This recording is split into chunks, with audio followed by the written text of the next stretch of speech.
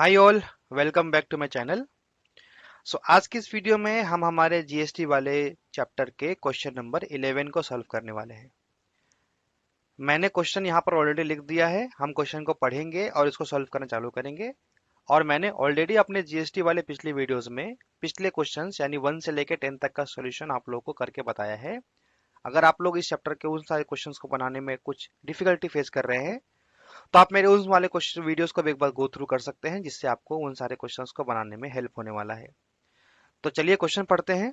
लिखा गया है a retailer buys a machine from a wholesaler for 40,000। जैसे जैसे हम क्वेश्चन पढ़ेंगे वैसे वैसे उस क्वेश्चन को हम डायग्रामेटिकली ड्रॉ करते हुए जाएंगे, जिससे हम लोग को आगे चल के क्वेश्चन सॉल्व करने में इजी होने वाला है। A retailer buys a machine from a wholesaler, यानी मेरे पास एक होलसेलर है, मेरे पास एक रिटेलर है। होलसेलर से रिटेलर ने एक मशीन खरीदा। कितना में खरीदा? 40,000 रुपीज में खरीदा। ठीक है, यानी ये हमारा 40,000 रुपीज से खरीदा। He marks the price 15% above the cost price, यानी इसने क्या करा, रिटेलर ने उसी कॉस्ट प्राइस पे 15% का ज्यादा प्राइस रख दिया, मार्क कर दिया, यानी नया प्राइस बना दिया। यानी उसने अपने उस उसका जो प्रिंटेड प्राइस था उसके ऊपर अपना नया प्राइस ऐड कर दिया। फिर उसने क्या करा, कंज्यूमर को बेचा, यानी रिटेलर ने बेचा किसको? कंज्यूमर को।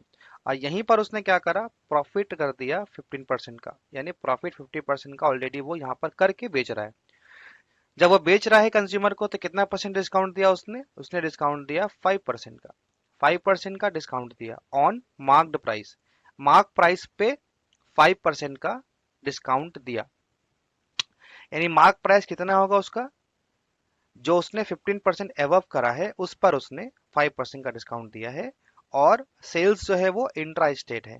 इंट्रा स्टेट का मतलब है यहाँ से हमारा सीजीएसटी एसजीएसटी दोनों में डिवाइड होगा और उस पर जीएसटी अप्लाई हो रहा है 12% का। यानी दोनों ही साइड हमारा जीएसटी अप्लाई हो रहा है 12% का। ठीक है, अब इसको सॉल्व करना चालू करते हैं। तो ये हम यहाँ से एक लाइन ड्रॉ करेंगे और यहाँ पर हम लिखेंगे इनपुट। ये हमारा इनपुट सेक्शन है और ये हमारा आउटपुट सेक्शन है। सबसे पहले यहाँ पर आप देखो, लिखा गया है उसका मार्क प्राइस, यानी जो होलसेलर से रिटेलर खरीदा था उस पर प्राइस पहले से लिखा गया था 40,000 रुपीज। उस पर उसने कुछ नहीं किया, उस पर सीधा सीधा जीएसटी अप्लाई कर दिया। कितना परसेंट का? 12% का जीएसटी अप्लाई कर दिया।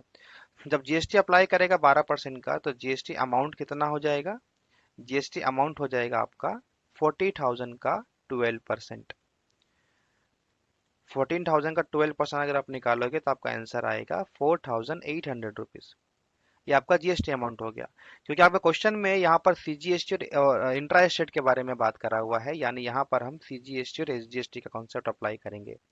सीजीएसटी जो होता है वो टोटल जीएसटी का हाफ होता है, यानी आपका सीजीएसटी आएगा 2,400 रुपए और एसजीएसटी भी आपका आएगा 2,400 रुपए, जो कि इक्वल टू सीजीएसटी ही होता है। ठीक है, ये हमने फिलहाल के हिसाब से जितना भी क्वेश्चन हमारे पास गिवन था इनपुट साइड में वो हमने बता दिया। अब यहाँ पर क्या बोला है, रिटेलर ने ऑलरेडी अपने तरफ से उसका प्राइस कर दिया है 15% ज्यादा। उसके बाद उसने कंज्यूमर को बेचा है 5% डिस्काउंट पे। यानी स्टार्टिंग में उसका मार्क प्राइस था, उस मशीन का मार्क प्राइस था 40,000 रुपीज, करेक्ट।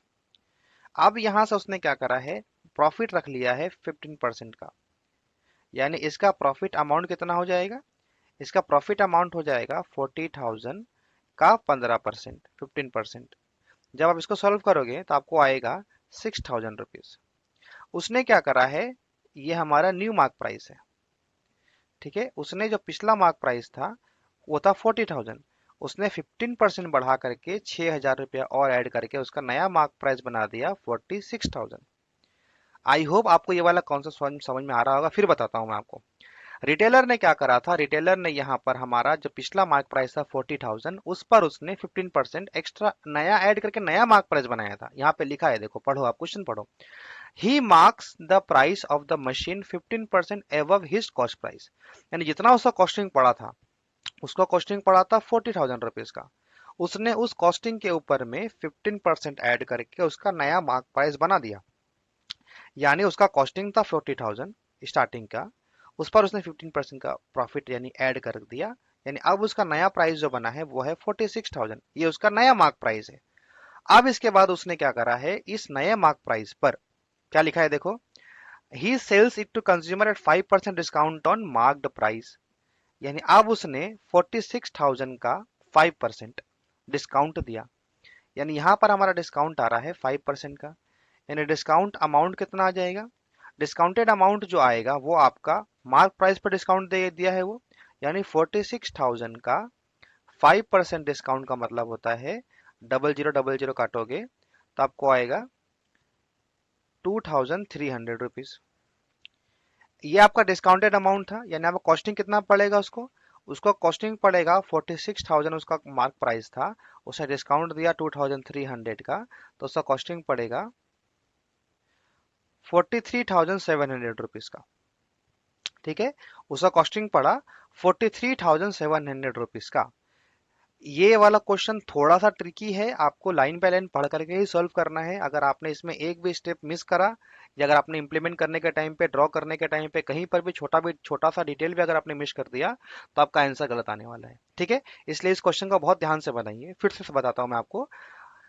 शॉपकीपर ने, रिटेलर ने मार्क प्राइस के ऊपर में 15% ऐड करके उसका नया मार्क प्राइस बनाया, यानी अल्टीमेटली वो यहाँ पर प्रॉफिट रख के उसका नया दाम रख रहा है, यानी प्रॉफिट अमाउंट था 6,000, तो उसका नया प्राइसिंग वो बना दिया 46,000, 40,000 की जगह पे। अब वो उस पर कंज्यूमर को बोलता है कि मैं आपको 5% डिस्काउंट देने वाला हूँ।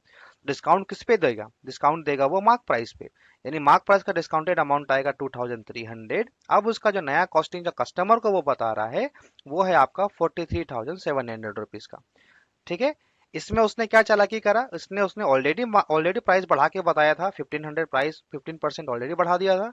अब उस 5% डिस्काउंट देकर के कंज्यूमर को दिखा रहा है कि मैं आपको 43,700 में सामान बेचूंगा। ठीक है, अब इसके बाद में इसी कॉस्ट प्राइस पे ही जीएसटी अप्लाई होता है। ठीक है, जीएसटी अल्टीमेटली अप्लाई होता है कॉस्ट प्राइस पे, तो हमारा जो जीएसटी है वो क्वेश्चन में गिवन है 12% का, यानी 12% का जीएसटी है।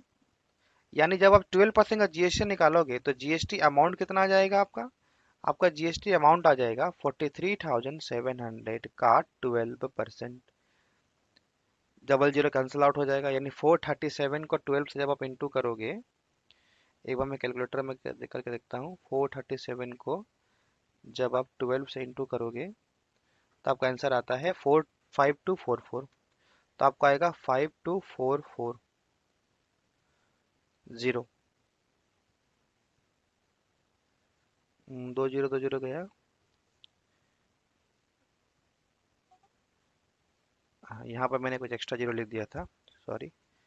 यहाँ पर मैं इसको 437, 00 था, 00 कैंसिल आउट हुआ, तो यहाँ पर हमारा आएगा 5244। ठीक है, तो हमारा करंट जीएसटी अमाउंट आया 5244। अब हम यहाँ पर सीजीएसटी और एसजीएसटी का कॉन्सेप्ट लगाएंगे। तो सीजीएसटी जो होता है वो टोटल जीएसटी का हाफ होता है, यानी 5244/2, यानी आएगा 2622। ये हमारा है सीजीएसटी। जितना सीजीएसटी आता है उतना ही हमारा एसजीएसटी आता है, यानी 2622। यानी अभी तक हम लोगों ने इनपुट और आउटपुट का सारा डेटा को फाइंड आउट कर लिया। तो आप यहाँ से एक बार यहाँ पर एक खुद से भी ट्राई करना बनाने का, और मेरा एक बार वीडियो देख लेना, जिससे आपको और ज्यादा डाउट क्लियर हो जाएगा। क्वेश्चन नंबर 1 में बोला है the mark price of the machine, machine का मार्क प्राइस कितना था। तो अब आप बताओ मशीन का मार्क प्राइस कितना था। मशीन का मार्क प्राइस था आपका 40,000, प्लस उसने 550% ऐड कर दिया, यानी नया जो मार्क प्राइस है मशीन का वो है 46,000। करेक्ट, तो हम यहाँ लिखेंगे मार्क प्राइस ऑफ मशीन। तो मार्क प्राइस ऑफ मशीन कितना आएगा, वो हमारा आएगा 46,000। ठीक है, 46,000 कैसे आया, क्योंकि जब रिटेलर ने नया उस मशीन खरीदा उसने उस पर 15% का और डेटा ऐड करके नया मार्क प्राइस बनाया। जब भी आपका मार्क प्राइस के बारे में बात कर रहा है, इसका मतलब वो आपको फाइनल मार्क प्राइस के बारे में पूछ रहा है। क्वेश्चन नंबर 2 में क्या बोला है, क्वेश्चन नंबर 2 में हमारा बोला है the amount which the consumer page for the machine. Consumer कहाँ है, कंज्यूमर मेरे यहाँ पर है। कंज्यूमर ने मशीन के लिए कितना पे करा, तो कंज्यूमर ने मशीन के लिए उसका कॉस्ट प्राइस इतना पे करा 43,700, और उसने जीएसटी पे करा 5244, यानी ये दोनों मिला करके ही कंज्यूमर ने पे करा है अमाउंट। तो हम यहाँ लिखेंगे question number 2, consumer paid amount. ठीक है, कंज्यूमर ने कितना अमाउंट पे करा है, कंज्यूमर ने 43,700 का आफ्टर डिस्काउंटेड कॉस्टिंग पड़ा था उसको, प्लस 5244 का उसने जीएसटी भरा था। जब आप इसको ऐड करोगे तो आपको आएगा 44,984 48,944 कंज्यूमर ने पे करा है अमाउंट का, जिसमें उसका कॉस्टिंग प्लस जीएसटी दोनों एडेड है। क्वेश्चन नंबर 3 में क्या बोला है?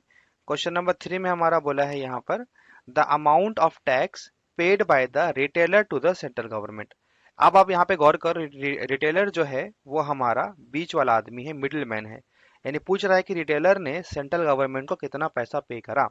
जब भी आपका मिडिल मैन के बारे में बात करेगा, आप सीधा सीधा आउटपुट में से इनपुट को आप माइनस कर दोगे तो आपका आंसर मिल जाएगा।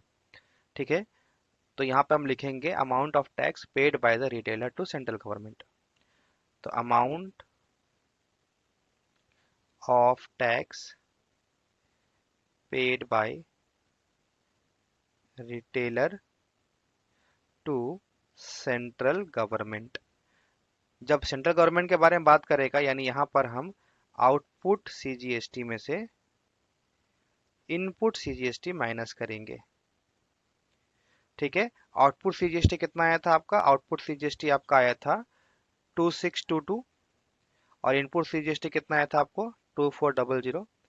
ठीक है, तो यहाँ पर हम करेंगे 2622 माइनस 2400, तो आपका आंसर आएगा 222 रुपीज। अब क्वेश्चन नंबर 4 में क्या बोला है? क्वेश्चन नंबर 4 में बोला है the amount of tax received by the state government. जब भी आपको रिसीव्ड वाला कॉन्सेप्ट आएगा, रिसीव्ड वाला वर्ड आएगा, यानी आप सीधा सीधा आउटपुट वाला जो सेक्शन है, आउटपुट वाला जो सेक्शन है उसी का डेटा डेटा आप लिख देना। ठीक है, तो यहाँ पे लिखा है amount of tax received by, इसके बारे में बात किया क्वेश्चन में, रिसीव्ड बाय स्टेट गवर्नमेंट। ठीक है, जब भी आपको रिसीविंग का वर्ड आएगा वहां पर आप आउटपुट वाला सेक्शन को लिख देना, यानी आपको आएगा 2622 रुपीज। ठीक है, यहाँ पर देखो आउटपुट एसजीएसटी कितना आया था? 2622 आया था, ये वाला पार्ट, यानी ये हमारा फाइनल आंसर हो जाएगा। ठीक है, आई होप आपको ये वाला वीडियो समझ में आएगा और मैंने आपको यहाँ पर एक एक पॉइंट बाय पॉइंट इस क्वेश्चन को सॉल्व कराने की कोशिश करी है। तो अगर आपको ये वीडियो पसंद आया हो और आप चाहते हो कि मैं ऐसे ही आगे भी आप लोग के लिए वीडियो बनाता रहूं, तो आप मेरे चैनल को सब्सक्राइब करें और इस वीडियो को लाइक करें, ताकि मुझे और ज़्यादा मोटिवेशन मिले आप लोगों के लिए और भी ऐसे अच्छी अच्छी वीडियोस बनाने के लिए। So thank you so much for watching my video. मिलते हैं अपने अगले वीडियो में।